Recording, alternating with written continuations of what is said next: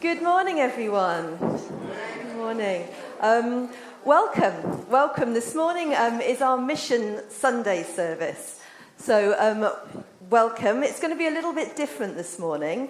We're going to have lots of different faces coming up here, so it won't just be looking at me. The mission team are going to come and talk about the different missions that we're working with at Bessels.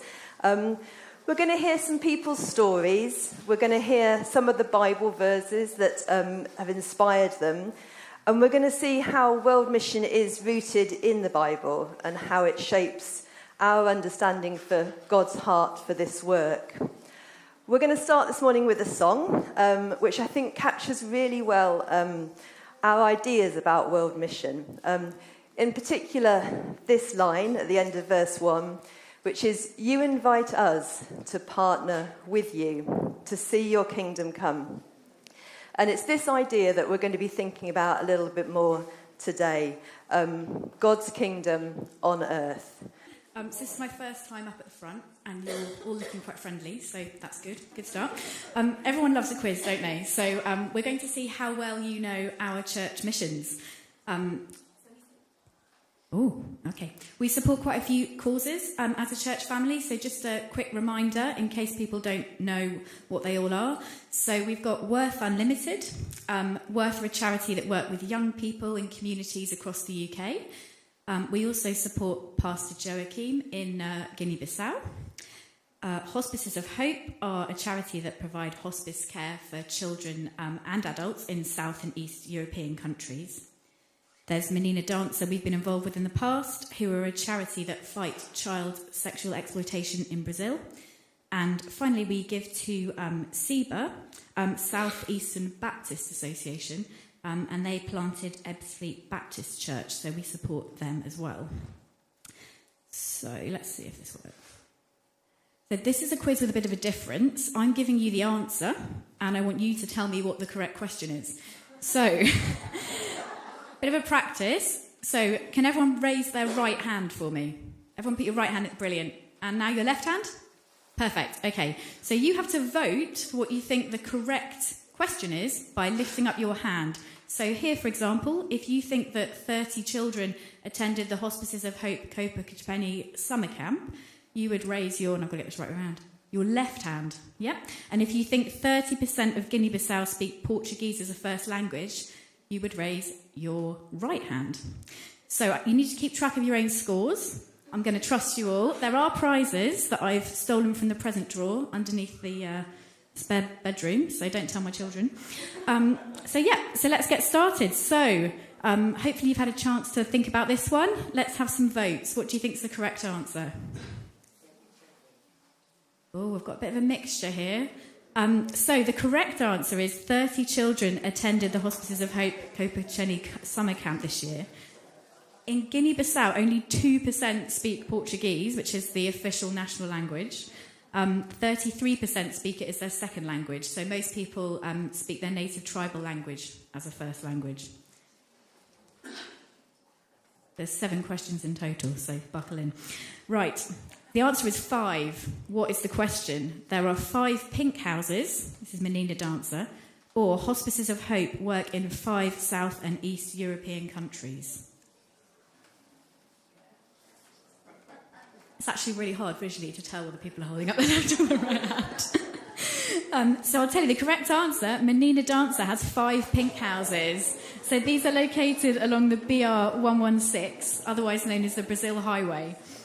Hospices of Hope, this is a hard question because they work in 6 countries: Romania, Serbia, Moldova, Albania, Greece and the Ukraine. And I suppose also they've got offices in the UK, so you could say it's 7. So the answer is 80%. 80% of the population in Guinea-Bissau are subsistence farmers, or 80% of those helped by Menina Dancer are women and girls. You're all quite quick off the mark, aren't you, today? So, the correct answer, 80% of Guinea-Bissau population are subsistence farmers. So, 90% of the country's export is actually cashew nuts. The Menina Dancer pink houses are exclusively set up for women and girls, so it's probably near to 100% women and girls that they work with. And these groups have historically been quite neglected by Brazilian charities. So that's Menina Dance's focus, women and girls. Monday. So do Ebbsfleet Baptist Church run meet-up Mondays to connect with non-Christians? Or is the Hospices of Hope charity shop closed on a Monday? What do people think? I feel like this one's a bit of a gift. Ebbsfleet Baptist Church does run meet-up Mondays to engage with the wider non-church community. And the Hospices of Hope charity shop, as hopefully you all know, is open every day of the week according to their website. I'm looking at people who work there. Yep, I'm getting some confirmation. It's got a very nice cafe in the back, and you might see someone you know if you go. So I would recommend popping along if you're at a loose end. So the answer is 1. Worth Unlimited work with 1,000 young people per year, or Bessels Green Baptist Church have provided 1 rice cleaning machine to Guinea-Bissau. Some confident looks here. Right, you've all committed, good. So the correct answer, we've provided 1 rice cleaning machine to Guinea-Bissau. Worth Unlimited actually work with around 3,000 young people every year, so even more than I stated here. 2,000. Hospices of Hope have provided 2,000 training sessions in palliative care since their inception, or 2,000 people attended the Transformer exhibitions in the Pink Houses. And I will tell you what that is in the answer.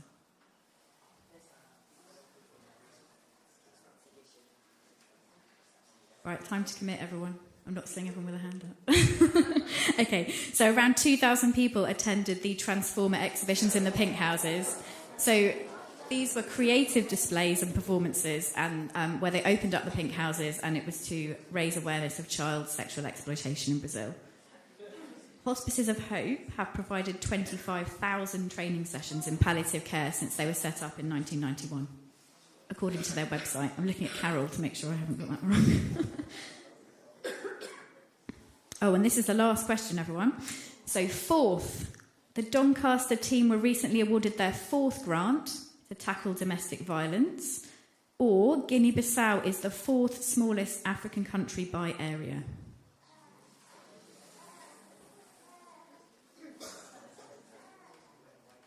The last question, everyone. So make sure you've got your scores in your head. Right, the correct answer. So this year, a 4th grant was awarded to Doncaster team in Worth Unlimited to fund work with families affected by domestic violence. Guinea-Bissau, if you rank all the countries by size, it's 42nd out of 54 African countries ranked by area. So there are actually 12 countries that are smaller than Guinea-Bissau, including Rwanda, Gambia, Burundi and Lesotho. So, did anybody, I think there was 7 questions, did anyone get 7 right? Oh, okay, so Kat and Mark, I think. Anyone else? No? So we've got a tiebreaker. Neither of you are going to get this, so don't worry about it. Anyone know? Well, first of all, Kat and Mark, do you know what connects all the correct answers? And if you don't, that's fine. You can just... Being clever. Being clever, yeah, that's true. That's true, yeah, you guys are representing, well done. Unfortunately, neither of you will win the Star Prize, which is a copy of the latest mission updates. However, if you guys had read the mission update, you would have known the answer to every single question. So I have got some prizes for you guys, so do choose something from the...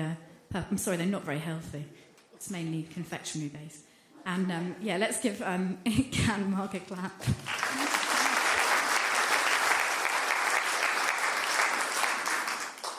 Great, thank you. So we're going to focus today on our core missions. Those that we actually give a regular amount to from our mission budget. As a geographer, I love a map. And within our first planning meeting, we all agreed we need a map. So we have a map of where our core missions are. You'll probably spot, actually, that on this map, Menina Dancer isn't there, because Menina Dancer actually isn't one of our core missions, even though we do support them a lot, and we support them. Some of you might have come a month ago or so to visit the dance that they did. But we're going to focus on our core missions. So I'm going to hand over, we're going to start with Guinea-Bissau, which is here in the side of West Africa. And I'm going to hand over to Margaret, who's going to share a little bit about her life and how she's been involved in mission from a very early age, and how she's partnered with God working in her life, and also talk to us about Pastor Joachim in Guinea-Bissau. Margaret's just recovering from a knee operation, so thank you so much for coming today. So she's going to stay seated, but I'm going to move the slides on. But first, over to Margaret, and if you can tell us a little bit about your background and how you came to be involved. Thank you. Good morning, and apologies for my back, but it probably looks better than my front at the moment. On reflection, mission is deeply rooted in my DNA. I was born 89 years ago to a humble, missionary-minded family who prayed for and constantly entertained missionaries from around the world. I first trained in Dr. Bernardo's. Now, he was a man who was on his way to China as a missionary before he saw the need of abandoned children in London. I attended missionary-minded churches, included TRC Chapel in London, from where I went to Brazil in 1971 to work with the Wycliffe Bible translators. I had the privilege of working alongside many great national missionaries, including Pastor Ernesto and his wife Josefina, who many of you met when they came to the UK to represent Bethel Children's Home. And as we've heard about Matt Roper and Menina Dancer and the Brazilians working on the front line, and of course Pastor Joachim, who was a student of mine in Brazil in 1995. He then invited 3 of us to give a scripture use and transcultural education course in Bissau, and we went back several times to help. We have remained friends and learnt a lot from each other over these 30 years. Of course, it's all been done in Portuguese.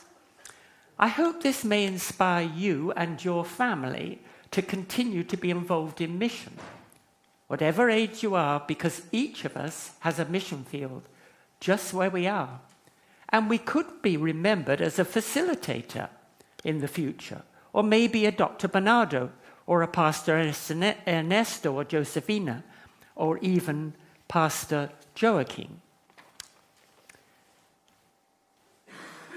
My particular passion is to facilitate and support national missionaries like Pastor Joachim working in their own countries. Now, they know the language and the culture. They don't need a visa to operate, nor do they need a furlough. Joachim asked me to thank you for partnering with him and his church over the years, enabling them to do extraordinary things with God's help. He sent me a long list of benefits, and I will only be able to mention some of them in this short presentation, showing how our support has made such a difference to hundreds of lives and livelihoods. Back in 2017, we raised enough money to buy this pickup for the church. It has made an enormous difference. Every day it's used to carry people and goods. It enables him to visit remote villages and spread the gospel, and has helped in so many other ways.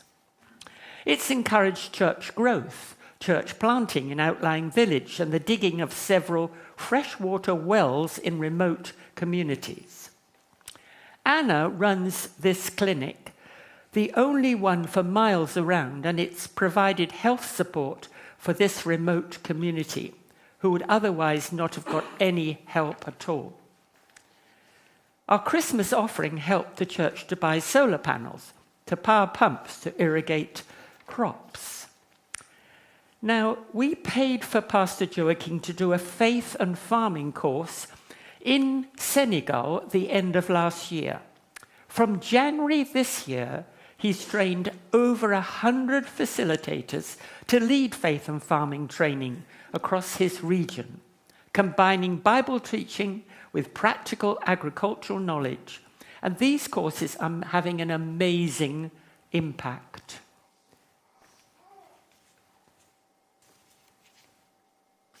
I've lost my pigs, but some of you are very interested in the pigs, and you will see that not only have they got pigs and had 4 piglets they've been able to sell, and they've been able to buy some more sows to make it project continuous. Now, before our help, ladies, now listen, ladies, you had to bash the rice that they grow by hand in order to dehusk it. It took hours of heavy labor and gave them bruised hands. Now the rice husking machine does it all for them, and so quickly. They have waited years for this joy. They can spend more time with their families and sell rice earlier and at a higher price. In Guinea-Bissau, it's men who own cattle, and purely for cultural sacrifice.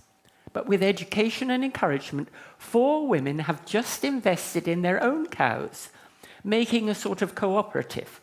This means they can independently raise money for their families. Pastor Joaquin has taught them well from Proverbs 31 about the wife of noble character. Look it up when you go home.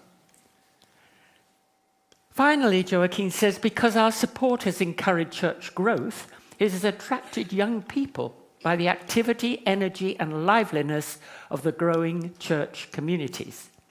They are the future leaders of the church. Joaquin stresses that none of this would have been possible without our support, and especially the Christmas offering. Our partnership with Guinea-Bissau has touched hundreds of lives. It's created jobs and skills, generated income and industry, provided healthcare, schools, education, and fresh water in remote communities. It's helped grow the church. Children here are reading and hearing God's word, not in Portuguese, but in their own language, Balanta. It's helped God's kingdom come. Now, this is my aside. I believe that we may also have saved Pastor Joaquin's life. He suffers from many medical conditions, diabetes, poor circulation requiring stents, and serious generic eye problems. Many of you individuals have provided medicine and treatment for him, and he is very grateful. So from the bottom of his and my heart, thank you all for your faithful partnership. God bless you. Mission needs folk like you and me to support, facilitate, and pray for Pastor Joaquin and everyone else on their front lines. May we continue to do so. Thank you.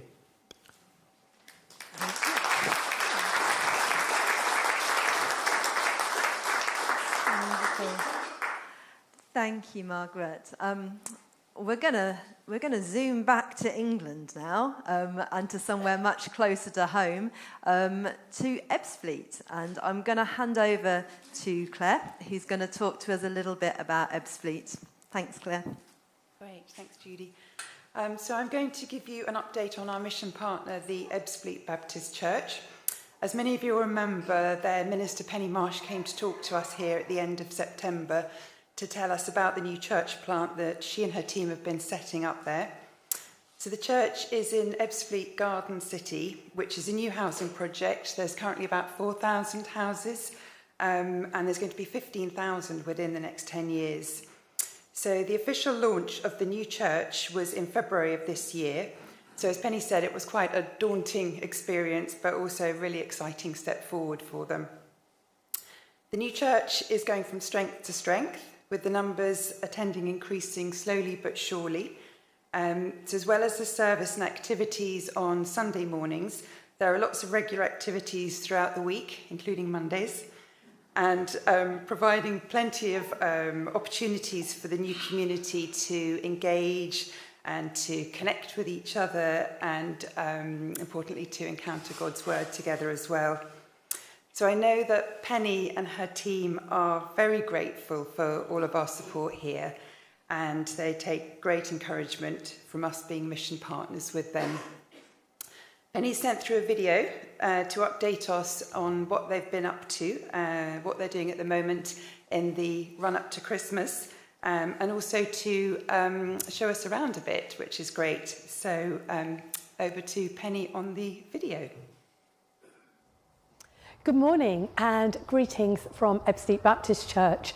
My name's Penny Marsh, if you haven't met before, and I'm the minister here.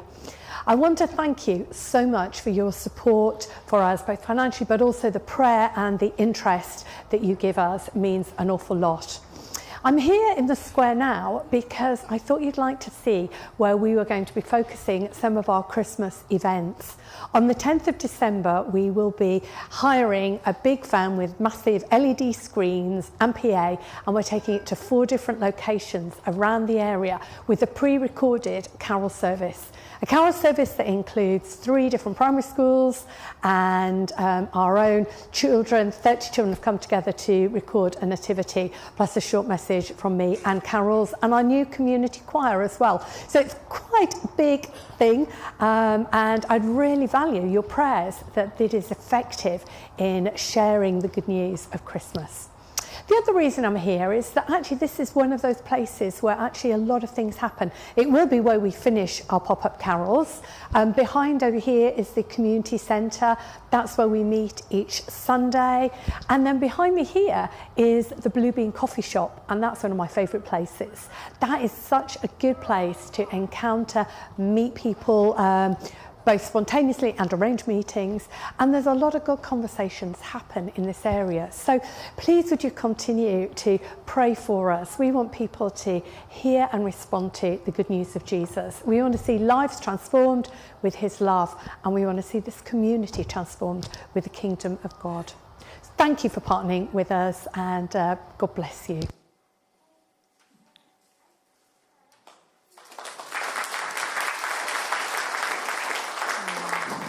Thanks, Claire.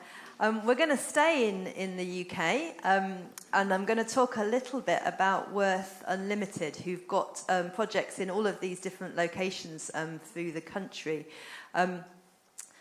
Worth Unlimited are a Christian organisation. They work with young people. Throughout Jesus' life, he role modelled and he taught about human worth, about dignity, compassion, generosity, community and mutual responsibility. And following this, Worth Unlimited, they seek to work for this common good. They talk a lot about the common good, and their understanding of this is shaped by the Hebrew concept of shalom. Shalom for Worth Unlimited is a picture of the world as it should be, a world characterised by hope, by harmony, by community, by well-being, wholeness and justice.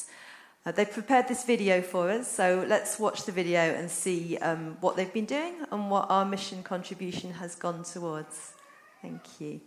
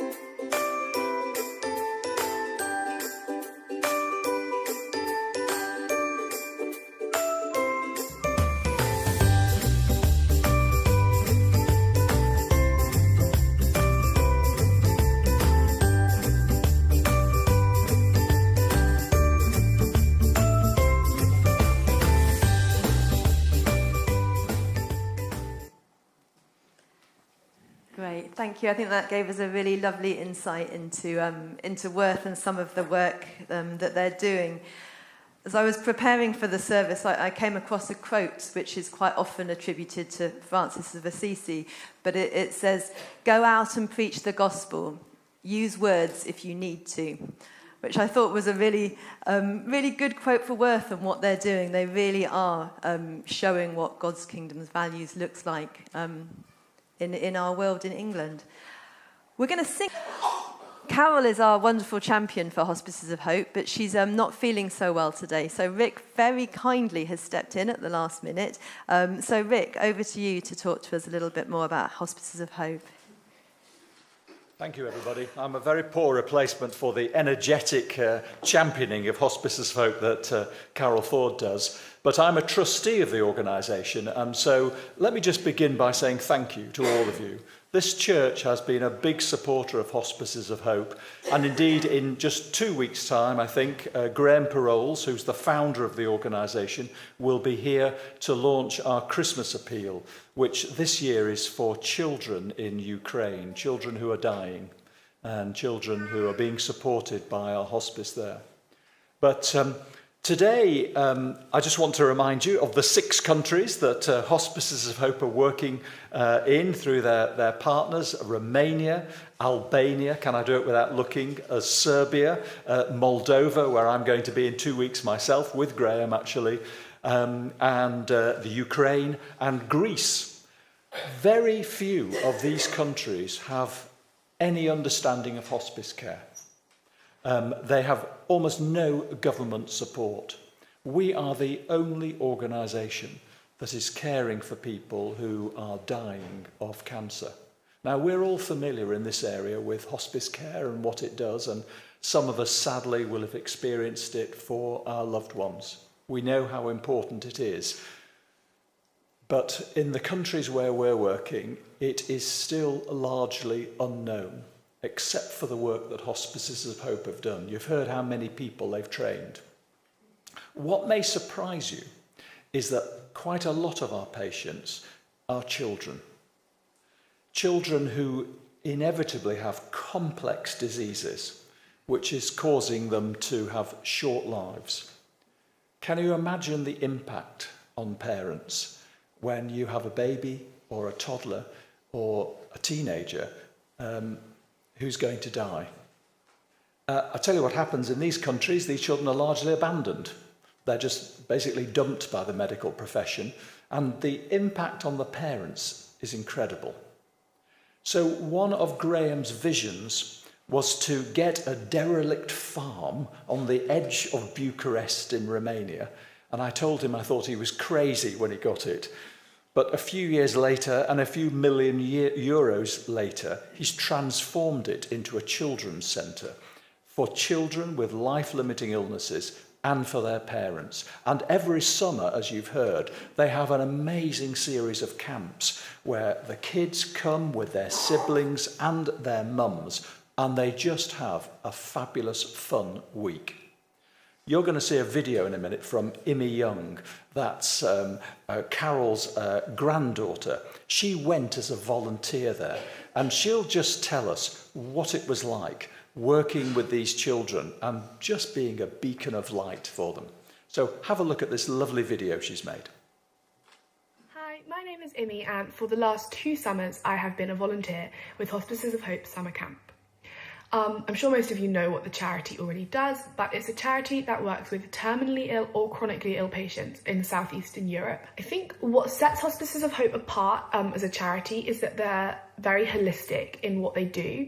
It's not just about the physical health of the children or patients, although that's obviously a huge factor, but it's also they care about the mental, emotional, spiritual and social needs of the patients, which just sets them apart in terms of what their focus is and what their aim is. Romania doesn't often have systems or opportunities in place if you are a child with a terminal illness. So Hospices of Hope is one of the few places that children can get this sort of care and attention. Within the summer camps, they get to do different activities. They get to go on trips that they wouldn't necessarily do, get to play games with each other, hear Bible stories, do craft activities. And that your job is really just to help facilitate all of those things. The parents also get a break, so it's a really great time for the families. This was one of my favourite parts of last year, was just getting to see the mums show us what they'd been up to in the week. So they were doing different craft activities and had different workshops, and they got to show us them, and their pride in that was really powerful, because so often, and it's mainly mums, their identity can be consumed with caring for the child. So it was really great to get to see them do something really different. It's not just a great time for the families, but it's also a great time for the volunteers. I knew only one other volunteer my first year, so it was quite daunting to go into that. But you really become a team by the end, and some of them volunteers I'm really now close friends with. The biggest blessing is the children and their joy, and how it encourages me to, and challenges me to remain joyful no matter what's happening. The kids are such a joy, and they have such joy that just shines out of them. And yes, it's definitely an encouragement to be joyful in all circumstances. If anyone wants examples of some of the children's stories, I would encourage you to go onto the YouTube page and watch some of the Hospices of Hope videos. So I'd really encourage you to go and have a look at them and just get more information about what it would look like. To anyone considering going on a trip, I just would really encourage you to do so. Keep thinking about it, keep praying about it. It's a really amazing time, and it challenges you, it pushes you outside. It's not something I'd ever done before. I am no medical background at all, but it's something anyone can do. And I think this narrative that you have to be strong to work with ill children, and obviously to some extent you couldn't cry all the time, but you wouldn't. It's such a joyful time, and you're not, there are some hard moments, it can be tiring, but it's so worth it. There are no requirements as a volunteer except that you are over 16. So yeah, I'm not saying it's easy. It's not at times. It can be quite tiring and occasionally quite hard, but overall it's so worth it. Hands up all those of you who are over 16. No, don't bother. So you could all be eligible. We would love our young people to form a team and go across to Romania next year. But it doesn't have to be young people. It could be anybody. And you may know that Craig Coston, a former member of this church, has led 2 weeks of these Romanian camps. So that's a lovely way that we can partner with Romania. Judy asked me, she said, why are you passionate about mission in the hospice world? And partly it's my own personal connection with the Eleanor Foundation, which was in Dartford, and from that came Hospices of Hope. But also, as a parent, we all love our children. And I think all of us, if we are parents, can feel what it must be like to have a child who's so desperately ill. All of our hearts would go out to them. And caring for people who we can't cure is what Hospices of Hope does. And that leads me to our Bible passage, which is very focused on that, really. It's from Matthew chapter 25, verses 34 and following. Then, this is Jesus speaking, the king will say to those on his right, "Come, you who are blessed by my Father, take your inheritance, the kingdom prepared for you since the creation of the world. For I was hungry, and you gave me something to eat. I was thirsty, and you gave me something to drink. I was a stranger, and you invited me in. I needed clothes, you clothed me. I was sick, you looked after me. I was in prison, you came to visit me." And then the righteous will answer him, "Lord, when did we see you hungry and feed you, or thirsty and give you something to drink? When did we see you a stranger and invite you in, or needing clothes and clothe you? When did we see you sick or in prison and go to visit you?" Well, you all know the answer, don't you? You know what Jesus says. He says something which, through 2,000 years of Christian history, has inspired people to go out, inspired mission at home and abroad. He says, "I tell you, whatever you did for one of the least of your brothers and sisters, you did for me." Thank you, Rick. Thank you for sharing that with us. We are going to continue our journey, as well as our core missions. As a church, we respond when there are crises in the world. The most recent of these has been the situation in Israel and the occupied Palestinian territories. We responded to the Turkey-Syria earthquake, and as a church, through giving, we raised £6,375 through the church, and I'm sure that was in addition to people that donated directly to the DEC. For Ukraine, we raised just over £78,000, which is an incredible amount. As most of you know, I work for Christian Aid, and I work in their humanitarian department. So I guess I'm the mission champion for this area of our work. I was in Ukraine a little while ago, and I wanted to share with you this video that I helped make last time when I was in Ukraine, which really shows really well the challenges that people are dealing with and the strong faith that they have despite these challenges, which I found really inspiring. When I was leaving, Ivan, who you will see in the video, he gave me this T-shirt. It was a bit too cold to wear it today, but with Ukraine on the front, but then on the back, the Bible verse that Rick has just shared with us, because it's so relevant, I think, to the work that they are doing there. So we're going to watch a video which is going to show us a little bit about Ivan. If you watch really closely, you might see a cameo appearance from me. So over to the video. Thank you.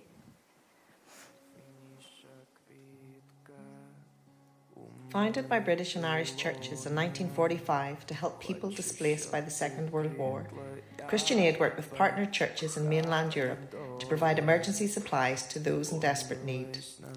75 years later, Christian Aid is once again working with church partners in Europe to support those displaced by conflict. Earlier this year, while Ukraine's Eurovision act took to the stage in Liverpool, Russian missiles struck Ternopil, the performers' hometown. The attack reduced warehouses to ashes, including that of Christian Aid's local partner, Light of Reformation. At 14 May, our city, Ternopil, was attacked by Russian missiles and our warehouse was burned down. Everything was inside was destroyed, and it will be a very big problem for us. But God helped in these moments through many people, and we restart our ministry. We restart what we did before, and now continue to serve people. Russians never cannot take from us our desire to serve people in need, because we're doing this for glory of Jesus Christ. That's why it's not be possible to take away from us our happiness what's inside in us, not on our house, not our churches, but this is happiness inside with Jesus. Ternopil is a quiet, small city in the western part of Ukraine. It's many small enterprises, self-employed people live here, but at wartime they change their life and start to support our forces and support many refugees who run from the east to the west. It was a difficult time, but it's this problem make us bravery, make our city more open to the needs of all Ukraine. Facing God give us strength to continue our ministry. We believe that God supports us in everything what we do. We saw His hands through all our life, and even now, when difficult times for our churches, for our city, for all Ukraine, but in these dark times we see how light of Jesus Christ come to us and serve to us through many people, through His mercy, through His love, through His grace. And this is faith to God, in God, support us and give us more strength, and we are more braver. області. Дуже раді ми, і моя сім'я, дочка, зять, внук. Ми дуже раді нас. Дуже гарно прийняв Тернопіль. Слава Богу, що вони нам допомагають. І ми цим живемо і радуємося цьому всьому. Звісно, як розстріляли вони цей наш склад, ми були трошечки занепокоєні тим, що ж ми будемо, хто ж нам буде допомагати. Ну, от. Але молодці в цьому міському центрі турботи на Курбаса 7. Вони, і по радіо об'явили, що ми постараємося, і гуманітарку все рівно получите. І ось ми приїхали, получаємо, і люди получають. Ми всі дуже раді і благодаримо всіх, хто нам допомагає. Миру нам і здоров'я.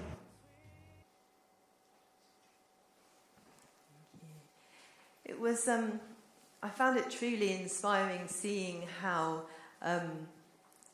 quickly the team rallied after the warehouse was hit, how quickly they found a new warehouse, they restocked with the food that they'd been distributing. When I was there, I went to church with Ivan on the Sunday. You saw a brief clip of it in there. They meet in an old office building, but it's bursting with people. They have so many people that have been displaced from the frontline areas that are there. Obviously, I didn't understand anything because it was all in Ukrainian. I did have someone translating a little bit. But at one point, we sang one of the worship songs, and it's the song that we're going to sing next.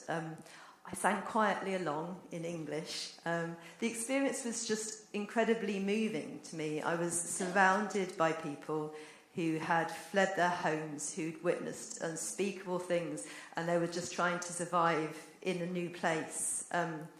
And the song, the words of this song, I really did feel true in that moment. I really did feel that God was moving in our midst, that he really was working in that place and being a light in the darkness, as Ivan talks.